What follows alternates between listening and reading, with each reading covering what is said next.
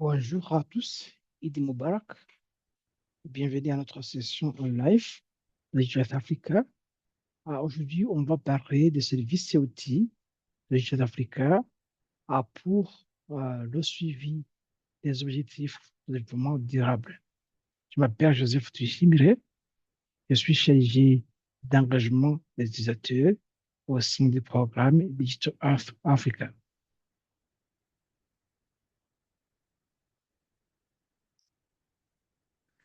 Nous sommes un programme basé sur les partenariats avec objectif de fournir accès libre et gratuit aux données d'observation de la Terre. Ainsi, les chercheurs, les gouvernements, les ONG, le secteur privé pourront informer des décisions visant à l'adaptation et atténuation du changement climatique, informer la sécurité alimentaire et le développement durable en général. Nos données sont déjà pré-traitées et hébergées sur notre serveur AWS occupe en Afrique du Sud sous un format prêt pour analyse. Nos données brutes, bien sûr, sont toujours reçues principalement de l'Agence spatiale européenne et de l'Agence spatiale des États-Unis. Nos services et produits sont optimisés pour traitement sur le web et couvrent tout le continent. Vous pouvez accéder à ces services et produits en utilisant différentes interfaces et nous avons mis une plateforme d'apprentissage en ligne qui est gratuite. Là, nous essayons de vous équiper des connaissances de base pour coder Python, mais aussi on a des cours tout à fait spécifiques disponibles en français et en anglais. Maintenant, on a commencé à ajouter arabe et portugais. Et bien sûr, tout ce que nous faisons s'aligne aux ODD et surtout là où nous pouvons contribuer à la quantification des indicateurs ODD.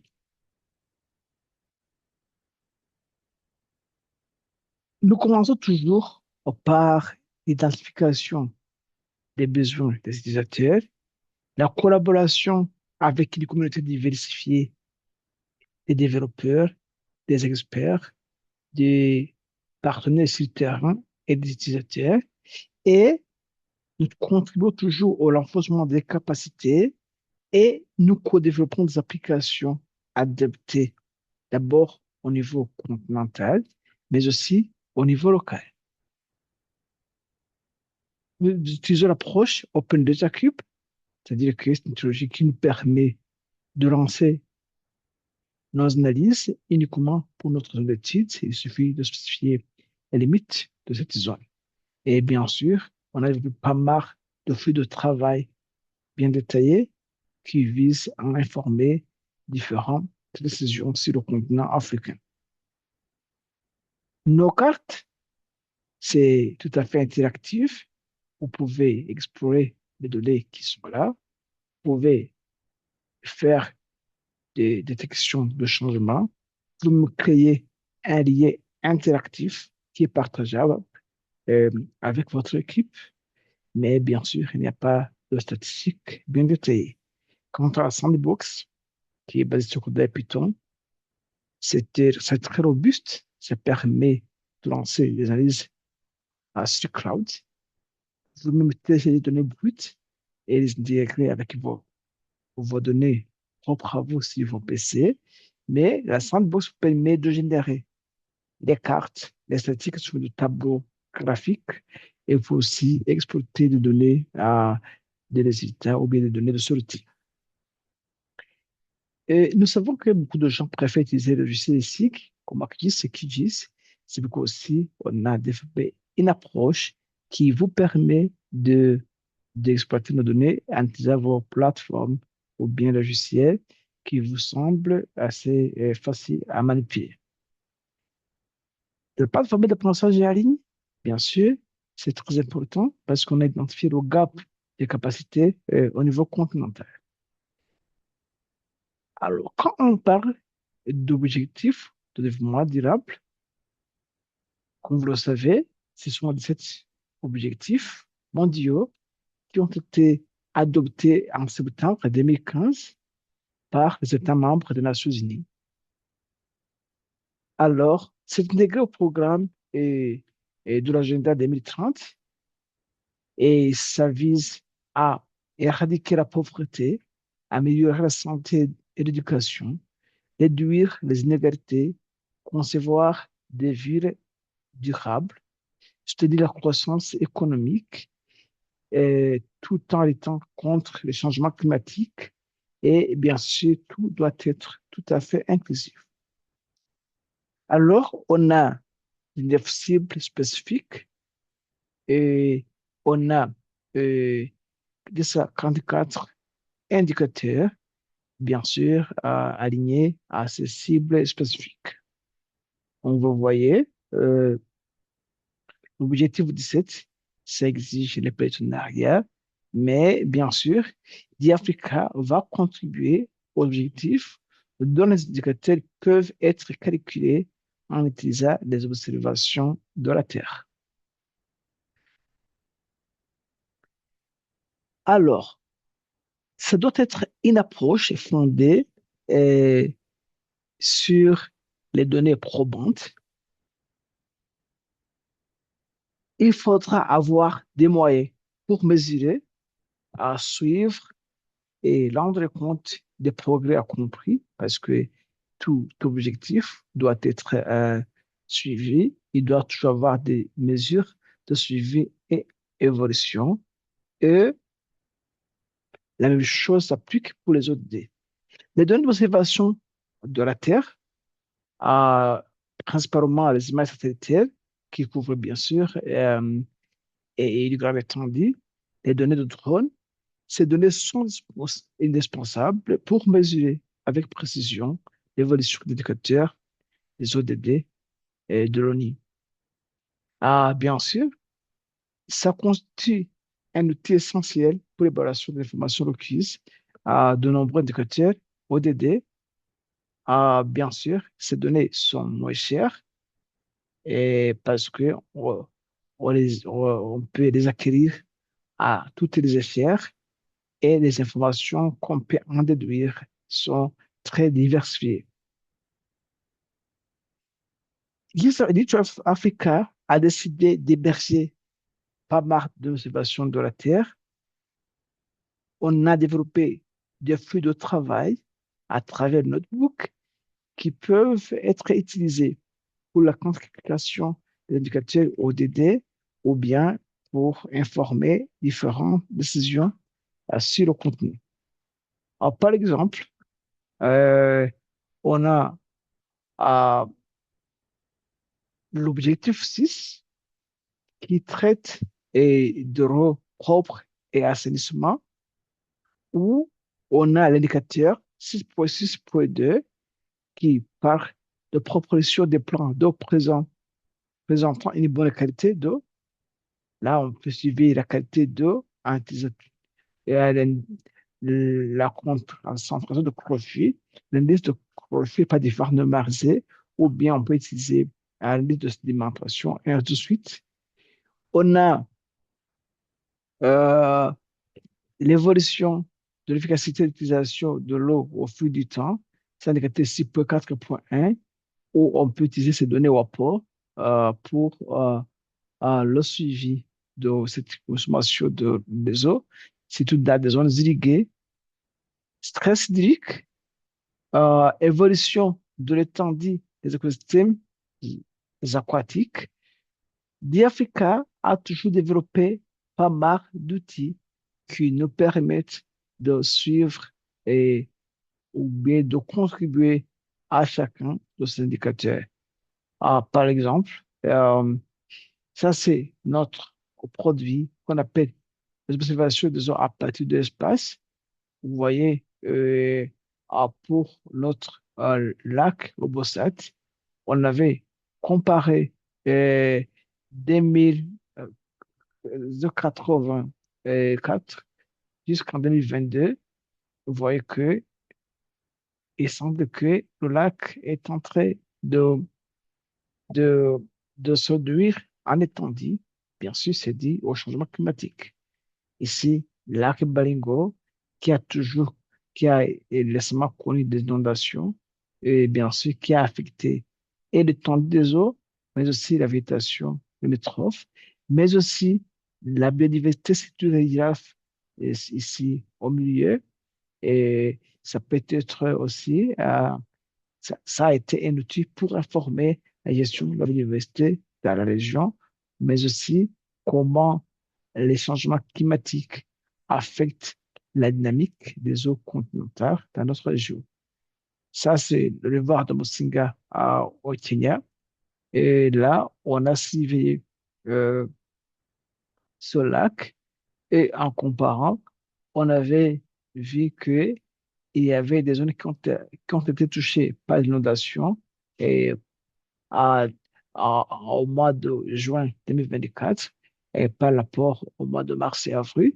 Et bien sûr, ça permet de voir des eaux au cours du temps. Ici, on avait utilisé des images Sentinelle-1, qui sont des images radar qui peuvent pénétrer les nuages et qui semblent bien sûr le plus approprié pour notre région tropicale et à grande couverture nuageuse. Ici, on peut aller au deuxième objectif qui dit zéro fin sur le continent. On a par exemple l'indicateur D4, 2.4.1 qui parle de la proportion de la superficie agricole consacrée à une agriculture productive et durable. On a pas mal d'outils qui ont été prédéveloppés euh, où on peut comprendre l'humidité, climatologie, précipitation, santé des cultures, phénologie des plantes, antisères capteurs optiques et radars, et pas mal d'autres.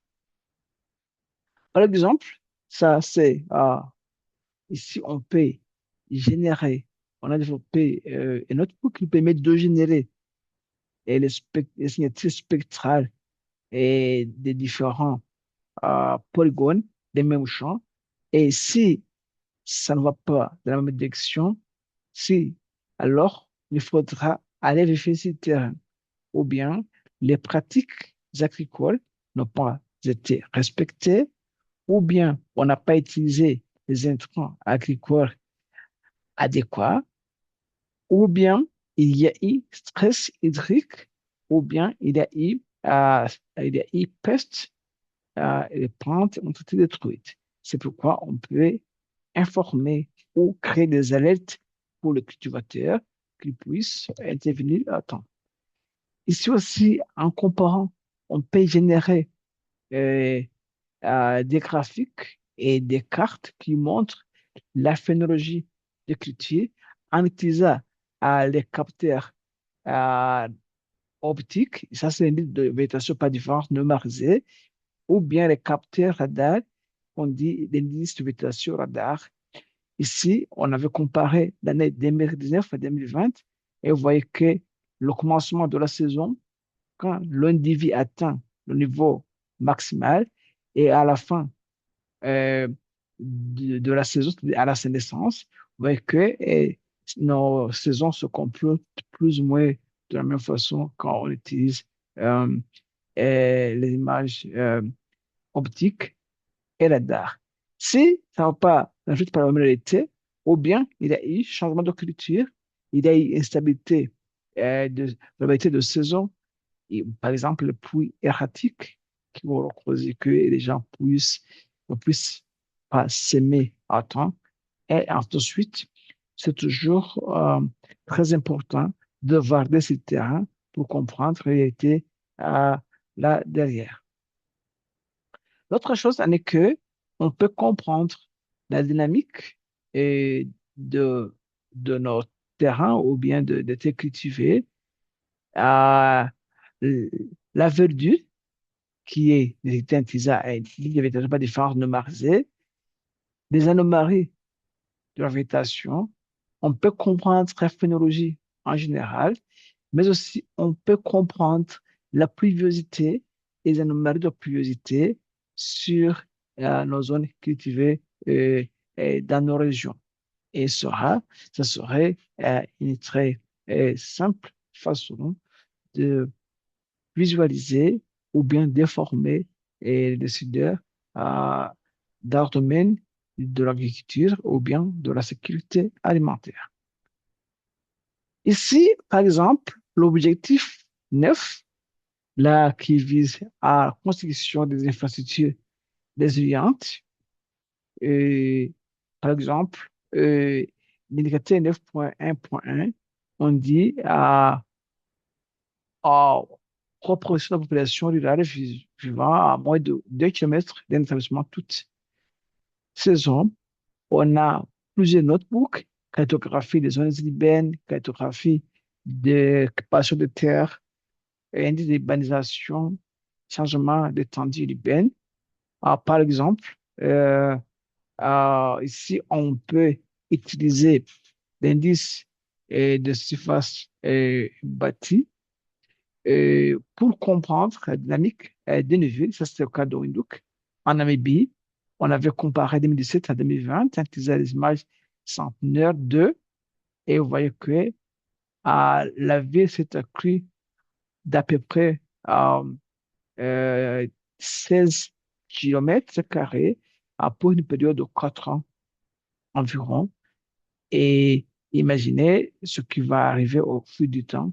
Ça peut informer la direction de l'expansion, mais aussi ça peut nous aider à prendre des mesures visant euh, à développer une urbanisation tout à fait résiliente. Ici, l'objectif à 11 qui part des villes et communautés durables. On a pas mal d'indicateurs, population vivant dans les villes et, et les bidonvilles, euh, l'apport entre le taux de consommation de terres et le taux de croissance démographique. Par exemple, 11,7.1 par mois de superficie bâtie de villes qui contient un espace vert à l'usage du public pour tous, par sexe, âge et handicap. Tous Tous ces indicateurs peuvent être identifiés en utilisant les oscillations de la Terre et l'État africain a toujours commencé à contribuer. Par exemple, ici, en collaborant avec le CRAB du Sahel et de l'Afrique de l'Ouest, on avait développé un flux de travail qui nous aide à cartographier les surfaces euh, vertes pour notre vie et aller un peu loin et quantifier la couverture arborée euh, de différentes villes. Et tout cela pour voir si nos villes vont toujours dans la direction de l'économie euh, euh, verte et visant à augmenter les surfaces vertes dans des villes qui peuvent toujours être qualifiées d'indicateurs de ville saine et durable. Ici, on peut mentionner d'autres objectifs comme 13, action climatique, et, 14, la vie aquatique, et, 15, la vie sur la Terre. Là, on a développé pas mal d'autres outils que vous voyez. Et juste sur clic, vous pouvez aller immédiatement sur chaque outil. Euh, Ici, par exemple, nous avons développé un outil, un notebook qui nous permet d'identifier, de calculer l'indice de couverture euh, végétale montagneuse. Et cet indice est tout à fait une comparaison de surfaces vertes sur d'autres occupation de terre, euh, sauf les surfaces aquatiques. Et ça va montrer si un pays euh, a toujours œuvré à augmenter la couverture verte dès qu'on a conçu les ODD. Par exemple, on avait vu que, ça c'est le cas du Rwanda par exemple, on a vu que ça a été plus ou moins stable après 2019, mais voilà qu'on est arrivé à peu près après 2017, voilà qu'on est arrivé à 2020 à peu près, et après on peut aller un peu loin, voir si, euh, si différents accords ou bien ce que les gouvernements ont accepté par le challenge de Bonn, par exemple, et respecter cela visait à augmenter la couverture verte ou la couverture végétale ou bien la couverture arborée et dans chaque pays au cours du temps. Alors, pour les plateformes de East Africa, euh, comme je vous le disais, euh, nous avons ici notre euh, guide d'utilisateur où il y a une page que je vais vous partager dans le chat. Cette page décrit correctement à comment East Africa contribue aux objectifs du développement durable, mais aussi il y a des liens à- pour, pour chaque indicateur, comment nous contribuons, et sur ces liens, il y a des notebooks qui sont déjà des courses déjà développés. Et sur clic, vous pouvez aller, par exemple, si on va parler de mesures de santé de culture, nous avons ce notebook qui décrit le tout, qui va utiliser mes 102, qui va nous aider à voir s'il y a des maladies des plantes, s'il y a mauvaises pratiques agricoles ou bien s'il y a d'autres raisons là derrière. C'est, c'est bien détaillé. On peut créer une série temporelle, sélectionner différents polygones pour comparaison et créer des graphiques afin d'interpréter les résultats. Par exemple, ce qu'on va voir, c'est que euh, si on va aller dans la sandbox ici, j'avais déjà lancé le notebook dans la sandbox. C'est gratuitement accessible. Vous n'avez qu'à créer un compte et vous aurez accès aux outils déjà prédéveloppés que vous pouvez améliorer sur votre méthode code Python. Et ici, comme vous voyez, j'avais déjà lancé, on avait défini notre zone d'étude en utilisant euh, à latitude et longitude des zones de tampons. Et après, on a cherché données Sentinel-2. Et enfin, on a créé, on a visualisé notre polygone où on peut juste euh, dessiner un polygone. Quand vous dessinez un polygone, voilà que la signature spectrale s'affiche à côté. Et ici, on peut aller un peu loin. Voilà qu'on a comparé des parcelles des mêmes champs et on peut faire, par exemple, une comparaison d'autres parcelles, puisque vous voulez.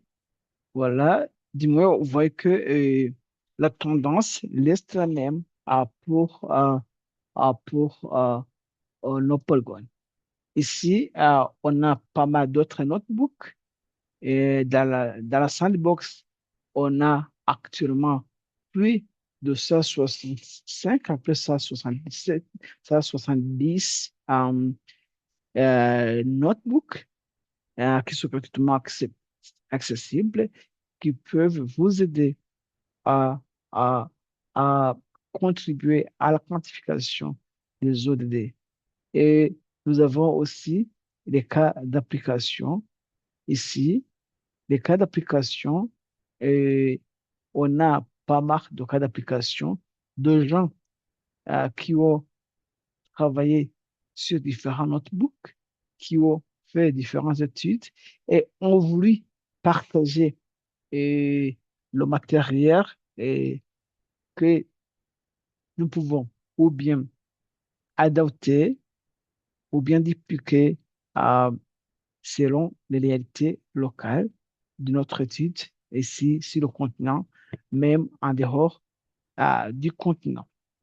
Alors, ce que j'ai présenté, c'est tout à fait un résumé, mais je vous encourage, pardon, c'est pas fonctionnel, je vois que c'est pas vraiment fonctionnel. Je vous encourage euh, à consulter notre site internet avec plus de détails sur le progrès, sur les avancées ou les avancées en observation de la Terre sur le continent. Nous avons euh, une plateforme d'assistance en ligne, notre helpdesk. Vous pouvez envoyer un ticket. Notre utilisateur, je l'ai partagé dans le chat. Vous pouvez juste jeter un coup d'œil, voir ce qui est là. Et notre plateforme de passage en ligne avec maintenant à 12 cours, disponibles en français et en anglais, et qu'on va se jeter portugais et arabe. Et chaque mercredi, nous partageons euh, les avancées en matière d'observation de la Terre. Nous remercions, bien sûr, nos partenaires partout sur le continent, et surtout ICP, qui héberge notre programme depuis le mois d'avril 2026. Et bien sûr, si jamais vous avez besoin de plus de détails, si vous avez un cas d'application et d'autres, veuillez nous contacter. Soit veuillez flasher la figure, on va écouter votre feedback, ou bien vous pouvez m'envoyer directement un email. Je suis là pour vous revenir dans la plus brève durée possible. Merci beaucoup à tous. Euh, Encore une fois, pour questions, réponses, échanges, vous êtes les bienvenus.